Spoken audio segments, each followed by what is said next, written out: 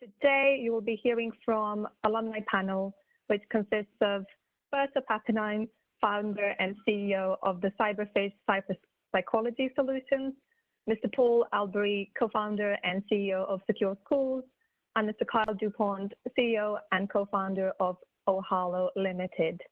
You will also be hearing from the representatives of the National Cybersecurity Center, as well as from Telefonica. Joining us today, we will have Ms. Hela Derato Alarco, Head of Business Development at Wire UK, and Ms. Devika Wood, Head of Acceleration and Partnerships at Wire. You will have the opportunity to ask either the panelists or NCNC and Wire representatives a question at the end, but you can start submitting your questions as of now. There is a function on the right-hand corner of the screen which will have Q&A, so feel free to submit your questions there. This webinar is intended for startups interested in our cyber program. Hopefully we can use this time to answer your questions, but you can always reach out to us after the webinar or get in touch via social media. First of all, I would like to quickly introduce Wire and the NCSC Cyber Accelerator program. So as you already may know, Wire is a global leading accelerator. We have supported nearly 200 companies to scale the global startup ecosystem. The way we work is we invest cash and business development support throughout the world in multiple locations in partnership with Telefonica and in the UK in partnership with the O2. What makes Wire unique is our vast expertise across the hubs, ranging from investors and entrepreneurs in residence to in-house business experts with both corporate and entrepreneurial background, which allows us to bridge the gap between the entrepreneur and the corporate with the aim of helping startups develop their businesses. The Cyber Accelerator program is really a collaboration between the UK Department for Digital Culture, Media and Sport, the National Cybersecurity Center, and Wire UK. In essence, the accelerator supports the growth of startup cyber companies who aim to bring new, as we call, better, faster, and cheaper security products to market. In turn, the participating companies receive commercial growth opportunities, as well as mentoring and advice from the NCSC and Telefonica. This is a 10-week program, and in order to make the best use of working with the NCSC, the program is based in Cheltenham, and a founder of each company is expected to attend the program in person 3 days a week. So what does the program actually involve? As previously mentioned, it's through a combination of technical and commercial mentorship and introductions that this program provides startups with, on the one hand, direct access to NCSC's internal cyber experts, and on the other hand, Wire's industry and business expertise with close links to Telefonica and the O2. This program also provides its startups with the Wire's investor network. So to give you an example, of the last few rounds of the accelerator, the startups raised 35 million in private funding. Finally, this program will give its participants a £9,000 travel stipend to cover the cost of travel and stay in Cheltenham 3 days a week over the period of 10 weeks. So what sort of companies are we actually looking for? The NCSC Cyber Accelerator is looking for companies that can offer next generation cybersecurity solutions that are better and cheaper than what's already on the market, and companies that are looking to provide innovative techniques to solve a known cybersecurity problem. We're looking for companies that can address one of the NCSC's and Telefonica's challenge themes as outlined on our website, Wire UK Program's NCSC Cyber Accelerator. It's an extensive list of themes, but we've grouped them in 3 categories. 1, making it easier to be secure. 2, understanding and defending against cyber threats and attacks. And 3, detecting and responding. We're also looking for companies that can make a difference to the NCSC right now, that have a scalable product, and companies that have an active UK presence, including a UK registered business. Just a final note on the logistics. We are accepting applications on a rolling basis, but we would encourage the interested companies to submit their applications by this Wednesday.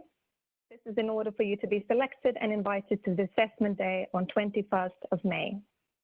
We plan to run 3 Cyber Accelerator programs by the end of this year, with the next cohort due to commence in late July.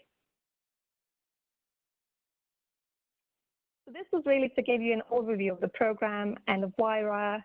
As I said, please keep submitting your questions, and for more information, do have a look at our website or ping us a question separately. I would now like to move on to our alumni panel. Can I please now ask our panelists to turn on their cameras and join us? For the first question, I would like to ask you all to introduce yourselves and your business.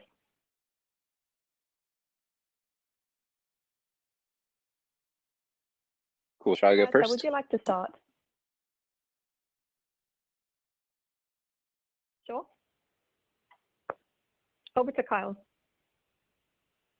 Okay, thanks, Dan. So my name is Kyle DuPont. I run a company called Ohalo. We work in the privacy space, mainly in GDPR and cybersecurity related use cases to help companies essentially deal with the large manual processes that they have to go through in order to fulfill those statutory or security requirements. So yeah, I can leave it at that, Diana, or I can go into a little bit more about what we did in the cybersecurity accelerator. Or would you like to kind of leave that for later? Yeah, can we just go over the introductions for now, and then very interested to hear your thoughts on the program. Paul, would you like to go next? Thank you, Kyle. Sure. Hi, I'm Paul Albury, co-founder and CEO of Secure Schools. I started Secure Schools with a former head teacher and CEO of a school multi-academy trust, who I've been working with for quite some time. And our mission is to empower schools to take action on the NCSC's cybersecurity guidance by giving them the tools that they need to implement the advice on the NCSC's website. So the 3 pillars really of what we do: cyber risk management, staff awareness training, and penetration testing techniques to identify gaps in school security. Thank you, Paul. Last but not least, Berta, could you give us a quick introduction, please, as well? Sure. My name is Berta Pappenheim. I'm the co-founder and CEO of the Cyberfish company. We look at the human elements of cybersecurity, and our aim is to improve it from the perspective of user awareness and also incident response through various psychometric tools and also incident simulation exercises. Thank you. Thank you all. The next question for the panel is around your experiences with the NCSC Cyber Accelerator program. Having successfully completed the program, can you tell us a bit about either the most memorable or the most useful aspects of this journey?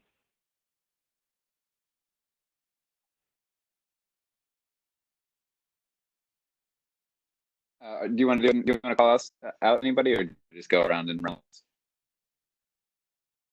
I think let's stick to the established order. So Kyle, Paul, and Berta. Sorry, Berta. Okay, that cadence, then. Fair enough. Yeah, so it was really valuable for us. Obviously, just to kind of make it clear, the format has changed a little bit. So before it was a little bit of a longer program, and now it's a 10-week program. So I think that format is actually probably pretty good for what we're trying to accomplish there. But one of the best things, part of the programs is just to be part of the network that they provide, both within the NCSC and GCHQ side, but also the WIRA side has been really valuable from a commercial standpoint. And we were able to set up some commercial deals with WIRA and the greater Telefonica group. through that. So that's probably one of the most valuable parts of it for us. Thank you. Yeah, so for me, I think the welcome week, so the very beginning of the program was really memorable and useful for us. It was really good meeting the alumni from the first 3 cohorts, sort of in a social context, and share experiences and pains, mostly pains, I like to share. It was great to hit the ground running. It was a really packed schedule, and I have to say the San Francisco trip and meeting Steve Blank was fantastic as well. Thanks, Paul. Second that, I think the trip to San Francisco was amazing, and it also allowed us as a cohort to spend some time together and learn from each other and share some experiences, as well as meeting top class venture capitalists and Steve Blank as well. We had the opportunity to pitch to him and get feedback from him on our businesses and our products. I think that was amazing. I think the structure of the program was also really beneficial. We've benefited a lot from the mentoring and also the actual access to the wider network of the Accelerator, which was quite amazing.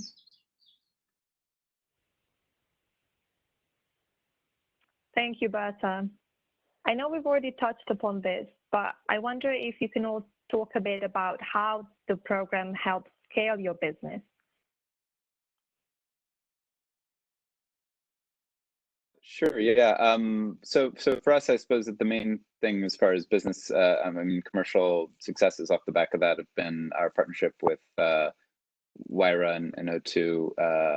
We're establishing a reseller program with O2 to essentially resell our offerings into their enterprise clients. So that's been one of the great successes of it, and hopefully, in the near future, doing that also with the Greater Telefonica Group.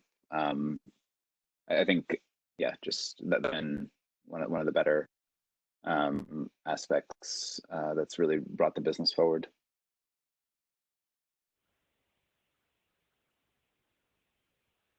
Yeah, for us, I think so we've gone from being during the program pre-revenue startup to generating our first revenue and winning I think it was 12 customers, so 12 schools and multi-academy trusts during our time on the Accelerator, and 3 new POCs, and I think a lot of that goes to the help and the mentoring that we got from the coaches during the program.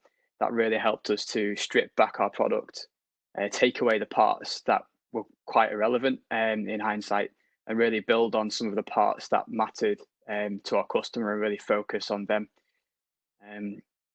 Yeah, so the mentoring was really beneficial for us.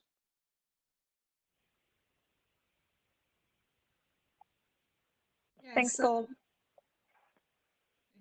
So for us, I think what really helped us scale was the technical insight into how some of the mentors and also some of the technical colleagues from the NCSC saw the product, and also the scaling stipend that really allowed us to invest a bit more in the automation of our products, which actually made it possible for us to reduce the cost of the assessments, which was one of the goals we had when we joined the program, to be able to afford the assessments at a better price point. And with the help of the scaling stipend, we managed to do that.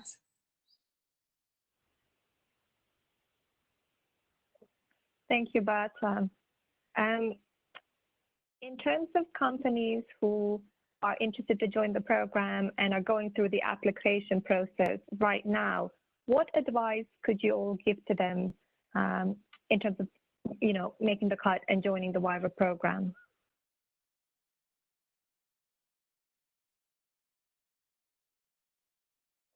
while ago, trying to exactly what we did there. I think I mean, one of the things I think this isn't I think unique to the WIRA, but or the NCSC Accelerator, but I think you know, there has to be a reason for you to do things, right? So I think you know, if there's a natural synergy with either the Telefonica group or with NCSC, or you know, you have to kind of know what you need to get out of it, and then talk to those points, because I think in general people want to help you, and you just have to tell them how they can help you, and if it's something that's in their power to do so, I think that they'll try to make that happen. So I think that's kind of painting a picture of, you know, here's where we are, here's where we want to be, this is how we can get there with you guys as the rocket fuel behind that. So I think that's my, I guess, general advice for, you know, approaching accelerators or investors or employees even that you're trying to hire. Yeah, I totally agree with Cal there. I think, and maybe the other panelists will be able to build and develop on this, but I think focusing on that problem area it was probably quite important for us in our application process. But that kind of extended into the actual program as well, actually focusing on that problem area in some of the things that we're trying to do and some of the problems we're trying to solve. So I think ours was making it easier to be secure, which kind of underpins everything that we're doing at the moment as well. And I'd expand on that and say, although there's no requirement to raise on the program, certainly it wasn't when we were on there. A lot of the schedule was in aid of supporting raising investment. So even though we weren't raising investment during the program, we are now. But my advice would be to give plenty of thought in advance into the different pitches and the different pitch decks that you have. You'll probably want a technical one, a sales one, and another for potential investors. If you have those already, you'll have quite a good platform to build on the program. Thanks. That's some really practical advice. Thank you, Paul.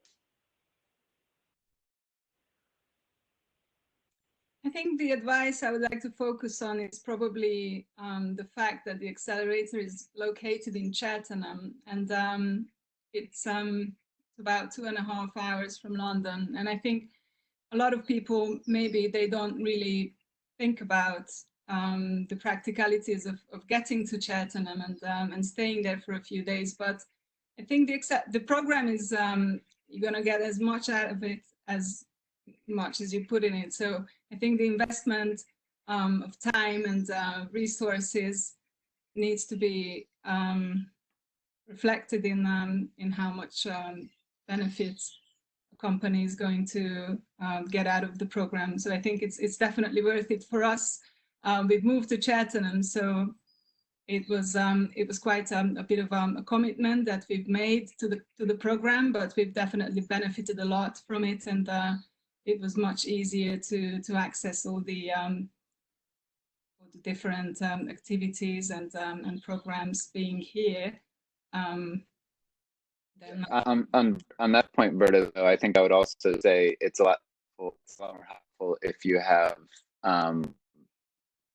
a co-founder or like a few members of the team that can stagger it, because there's definitely going to be some sort of schedule conflict of, you know, you have to be in London or you have to be in wherever you have to be at a certain time, but you also have to be in Cheltenham, because being there obviously is, you know, that's the benefit you get out of the program, right, is being there.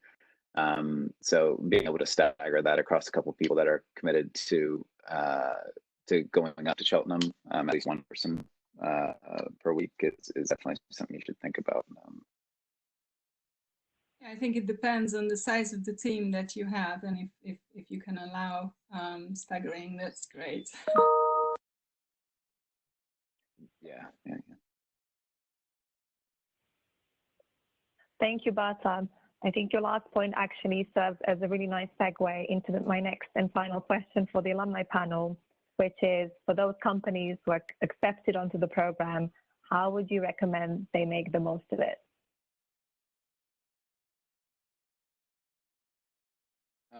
I think, yeah, I'll go first, I guess. I think kind of being very clear what you need is probably one of the biggest takeaways for me. So you just need to at the beginning, especially since it's kind of in a compressed format now. I think you have to have like a very clear idea, maybe like 2 or 3 bullet points of the things that you want to get out of that program, and then just like keep following up on those things as the program evolves. So if it's you know we already had a product out in the market, so we were really looking for commercial opportunities with the developer group was one of our main priorities there. So just keep following up on those, and folks like Hello or Diana or Devika would be great proponents for your business within the organization. But if you're like looking for, I guess, following Roberta will talk to this more, but if like you're looking for feedback into like product development and things like that, be very clear on that, and the NCSC guys will be really helpful in feeding back on what needs to be done on that, or like what the market would be expecting in a particular thing. So I think that's just being following up on stuff, making sure that you're getting the goals that you want, and you're taking advantage of the opportunities that they provide, because the Wire team and the NCS team is definitely kind of playing in your court. So leverage those folks as much as you can, because they're great people. Yeah. So now, speaking from a very early stage startup, in that there was only 2 of us in this team when we started the Accelerator. We made the decision to actually move to Cheltenham, and I think that was the best way to get the maximum opportunity for us. Now, obviously, for quite a few startups, I imagine it's not going to be practical at all. But the main reason for that is just because of how much there is going on in the local ecosystem there. It's fantastic. I think there's plenty more opportunities whilst we're on the Accelerator that you're introduced to by the NCSC Cyber Accelerator that aren't necessarily a direct part of it. So that's something that I think I wish that we'd been able to make a little bit more use of. We probably didn't, just due to time constraints, but that's something that definitely should capitalize on. But also asks. So the NCSC and the Wire team are absolutely fantastic. Like nothing's too much for them. But what you have to do is you have to ask. we asked for plenty, and we got plenty in return. So yeah, asks.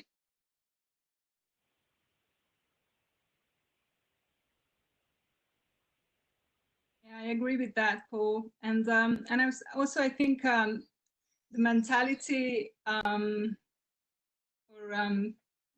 remember when we first joined the Accelerator, we had product that was selling already, but so many times we had to go back to that sort of beginner's mindset of just taking it to pieces and then putting it back together again, and just looking at it from various viewpoints and adjusting the pitch, and I think having that sort of willingness to go back to scratch and really think about what you're doing and how could it be better. But yeah, having that process supported by technical and commercial experts is just it's priceless. It was very useful looking back at the process now, but it wouldn't have been possible without that openness in terms of the willingness to change the product offering to some degree, to make sure that it really is doing what it's meant to be doing, and it's addressing the problem it's meant to solve.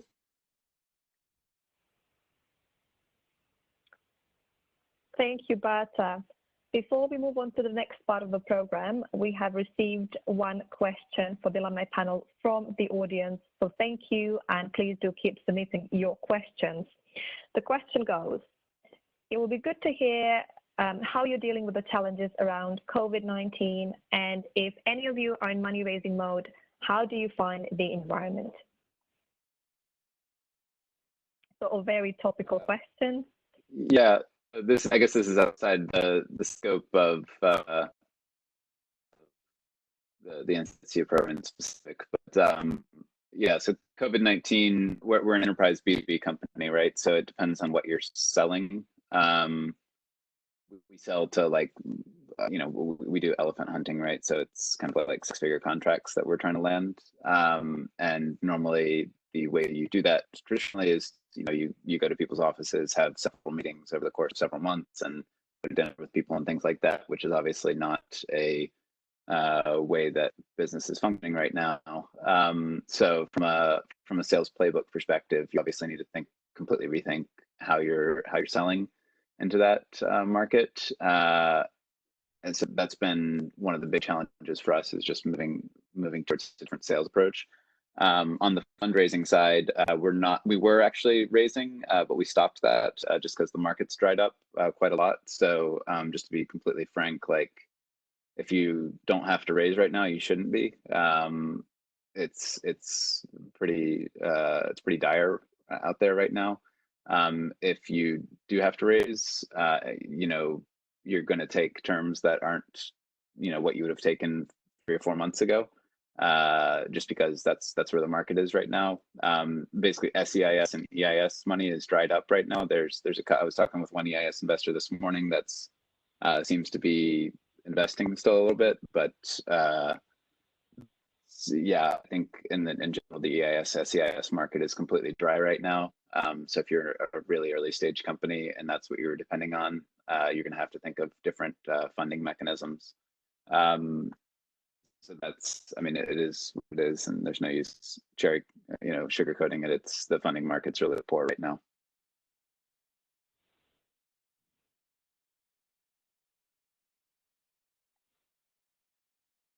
Thank you, Kyle. Would either Paul or Bertha have anything to add? I think I agree. I think one thing we were discussing, actually, Kyle and I, a bit earlier, was that you know, the customers and the environment that the space that you operate in is different. I mean, for us, there are certainly more opportunities. I think our biggest problem at the moment, I think a lot of other organisations are having the same problem, is that it's a little bit more difficult to get in touch with the people that we need to get in touch with. Video teleconferencing is something that works great, but yeah, getting those meetings is a little bit more difficult than it was before.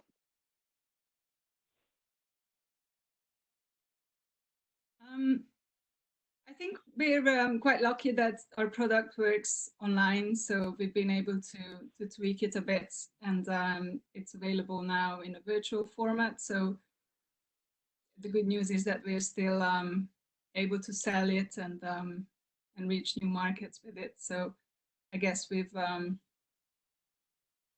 benefited from this new reality, because we've actually developed a new product from it. But I wouldn't have anything to add from the investment point of view. We're not raising. Thank you. I'm sure our participants and our attendees can appreciate your perspectives and your honesty. Now I would like to move us on to the next part of the program. We will now hear from the representative of the National Cybersecurity Center, who will introduce the NCSC perspective and try to answer some of the most frequently asked questions. I would like to hand over to Lindsay from the NCSC. Thanks, Diana. Yeah, I've had a few questions to sort of frame my response around. So what I'll do is probably read those questions out, provide a bit of context and background in response to those questions. And then if there are any other questions coming in on the chat room, which I can't actually see because I'm dialing in, perhaps, Dan, if you could let me know, and then I'll do my best to answer those as well. So I was asked, in an ideal world, what is the NCSC looking to achieve from this engagement with startups via the Accelerator? So I mean, the background to the Accelerator is it's part of the National Cybersecurity Strategy. It's one of the growth objectives under that strategy. And what we're really looking to do is grow the cybersecurity market in the UK. And specifically with the Accelerator, what we want to do is find those innovative new products as Diana mentioned, the ones that are better and cheaper than the ones that are currently on the market, the ones that are addressing the gaps in the market, perhaps where new products are needed. And we recognise that a lot of those are being developed not by the big companies, but by the startups. That's where the innovation is happening. So the Accelerator is about supporting those startups, getting those products onto the market more quickly than might otherwise happen, and also improving the quality of those. So making sure that through our technical mentorship, we can guide you, provide guidance and advice on how to make those products as secure and as high quality as possible. So I guess, yeah, to summarise, then our engagement's really about getting high quality, innovative products onto the market. Yeah. The next question was around what access will startups on the programme get to the NCFC and what technical mentorship is the NCFC offering. So I think my response to this would be there isn't a kind of a one-size-fits-all solution to this. So when you join the programme, our team will work with each of the startups to identify the areas where you need that help. And they might be things that you've already thought about. There might be things you haven't thought about. So we'll have a good sort of in-depth chat with you to work out what those needs might be. And then after that, we look to source the appropriate mentor to meet with you and give advice. And as Diana said at the start, that's best done, with you in Cheltenham. It makes it easier for our people to come along and meet with you and engage with you. So I can't sort of quantify it in terms of, you'll get this many hours or this many days. It all depends on how much you need and what that sort of looks like. The next question I had, yeah, sorry, of course. Can I ask a question on that? Just, I think this might be something that attendees might want to know as well, but what is NCSC planning to do if COVID kind of keeps being a thing? Is that, I mean, how do we like get engagement from everybody and mentors and things from in a remote working kind of environment? That's an excellent question, Kyle. Thank you. I think we're going to wait to see what the latest government advice is, which I think we're due later this week, and then we will look at what the possibilities are. So our preference is always, doing this physically in Cheltenham in person. If we can't do that, then we will consider other ways. But we're just waiting to see what the latest government advice and guidance is on that. I think it's, as you said, it's difficult doing meetings and things like that with on video calls. I think both you and Paul touched on that. It's not quite the same as doing it in person, and we think that people will get the most value out of the programme by being in Cheltenham. But we also, as you say, we've got this situation, and we want to continue to support startups. We realise it's a difficult time for startups as well. So we'll look to review that once we know what the next set of sort of government guidelines are. Is that okay? Does that help? Yep. Yeah. Thank you. So the next question was around what type of cybersecurity companies are we looking for? So again, as I mentioned, we're looking for startups who are developing those innovative new products. And I think one point to make here is we're definitely looking for products, really, rather than services. So we're looking for scalable companies, really, and that's quite hard to do with a service. So we're looking for something that can be productized or is already a product. And again, as I mentioned, we're looking for those companies addressing the gaps in the security market, so where there might be a sort of dearth of particular solutions for a particular challenge, or a sort of upcoming area where more products are needed. And I think the other one, and this is probably why we'll be able to talk about this as well, ideally, companies with that high growth potential as well, that will have can have that impact. We've got the potential to have a big impact on the market. So, and the last question I was asked was around the benefits that the NCFC provides upon completion of the programme. So when you complete the programme, you'll be able to use the NCFC Accelerator logo. So you'll be able to use it on your marketing, on your websites, on your emails. things like that. And you'll be able to use that for a period of 3 years after completing the program. And some of the alumni might have a perspective on this, but in the past, this has proven to be really valuable. It's been a bit of a door opener for companies being able to use that. And the other thing you'll get, so although you'll finish the program, you'll continue to be a member of our alumni community. So when the program finishes, we don't want to, be the end of our engagement with you. We want you to be a member of our community. You'll be able to access future events that we'll be putting on and business opportunities, both commercially and within government, hopefully as well. So, we don't want that to be the end of the relationship when the program ends. Okay, so I think that's all I had to cover those questions. Were there any more, Diana, coming in, or did you have any further questions? Thank you very much, Lindsay. So we've received one question, which I believe you have partly addressed. And the question goes, does the NCSE program prefer cybersecurity technologies that are still in the R&D phase or that are already commercialized? So do we support them, or do we? I think the question is the preference for kind of products that are still kind of in the kind of research and development stage, or are we exclusively looking for a commercialized product? So I think we believe we can offer most value where you already have a commercialized product, particularly because we're running a shorter program this time, that we don't have quite the same amount of time to work with companies who are in the R&D phase. So, but having said that, I don't let that put you off applying.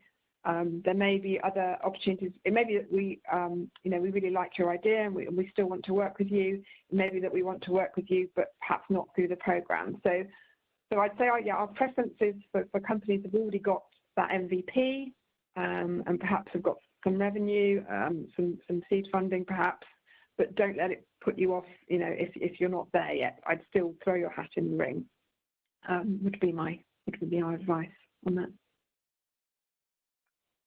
Thank you very much, Lindsay. One last question for NCSE, and it's a very specific one, so thank you for going into detail.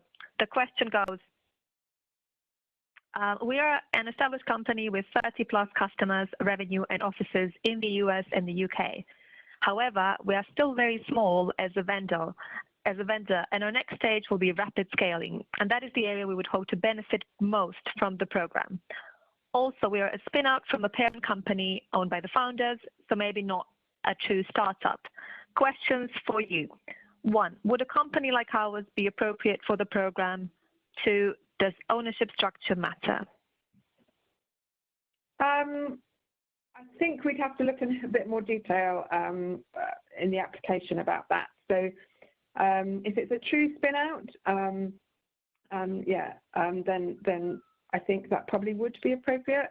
If you're just a subsidiary of a larger company, then probably not. But I think it would be a case-by-case basis on that. I don't think we have any hard and fast rules on that. So again, if you think, I guess it's about whether you'd be able to benefit from the coaching that we provide. So the coaching we provide is aimed at startups. It's aimed at startups who don't, perhaps have a completely developed strategy or are still kind of, changing and growing. So if you fit into that category, then I think, apply. But I think a case-by-case basis. Thank you very much, Lindsay. Please feel free to continue submitting your questions for NCSE, and we will get back to them as part of our Q&A. Moving over, joining us today at the webinar, we also have Ms. Hela Derato Alarco, who is currently WIRA's Head of Business Development. Over the past few cohorts, Hela has worked closely with startups to create business development opportunities across Telefónica's ecosystem. But specifically in partnerships with 11 Paths, which is Telefónica Group's global cybersecurity unit, and O2. So over to you, Hela. I wonder if you could please quickly introduce yourselves and tell us a bit more about how O2 and 11 Paths, what is their involvement in this program? Sorry, I was muted. Hi, everyone. Thank you, Diana. yes, as Diana was saying, I'm the responsible of the relationship between startups and Telefonica. So my goal is to see within different areas of the company globally and physically and in locally in the UK, so in O2 in the UK and globally. As you know, Telefonica is present in more than 13 countries, but especially our four main markets are Spain, Germany, the UK, and Brazil. So what I try is to look for different opportunities inside the company, specifically for this program with 11 Path, which is the global unit, as Diana was explaining, for cybersecurity, and the O2 team of cybersecurity. And how we do that is, first of all, this goal that you are all thinking in and to apply, and encourage you to do so. We launched it with the pain points of those teams, no? I agreed with, of course, NCSC, but we launched it. So we are very aligned with the strategy of those teams. Once the selection process is done and the program is started, we also try to have a session with all of you guys and those teams so they can meet you closer. And after that, we do like a process or selection or short list of which startups we can really work with, no, and work really closely. I think it's important to say that through the years, the startups that have had POCs and trials with Telefonica are more than 7. And we have one global agreement. That means that one of the startups has a global agreement with the whole group, providing a solution. And then we have 2 agreements with 2 OBs. One of them is Ohalo, and I'm going to say the name because he said it before, so I think he's fine me saying that one of the companies, no? So that's fine. Okay. And so what we try is to work always, and Ohalo is a very good example, no? We try always to work with the local and the country where we're based in the UK, but also with global units, and how we can help you escalate into other markets. With Ohalo, we're working on it in different Telefonica markets in the future. No? Then, well, and I think this is more or less what type of startups Telefonica is looking for. As Lindsay was saying, we have more or less the same focus. No, we want startups that can commercialize, that are Telefonica is a very big company, so we need solutions that are able to work with several clients at once. So a startup that has a product for sure or a solution ready to go to market. And I will recommend companies that have had clients before coming to work with Telefonica. So you shouldn't expect, if you haven't gone to market yet, to be able to have any contract with any area of Telefonica, because we need companies that are strong enough to work with a big company. I don't know if there is any question. I cannot see the questions. Yeah, sorry, the questions are only visible to admin, but so far there are no questions. Okay. Thank you so much, Hela. It's great to have also Kyle from Ohalo, as you mentioned, one example of a company that collaborated with kind of Telefonica and that is still continuing this partnership. So I hope this this does inspire kind of trust in this program and in the kind of partnership opportunities that we offer. For a long time. Thank you, Hela.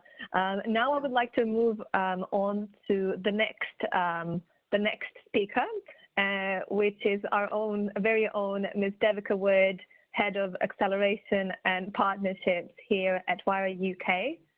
Devika is overseeing a number of Wire's Accelerator programs.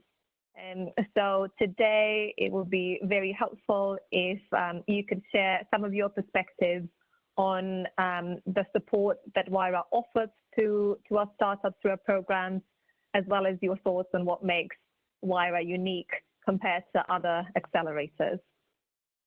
Perfect. Awesome. So hello all.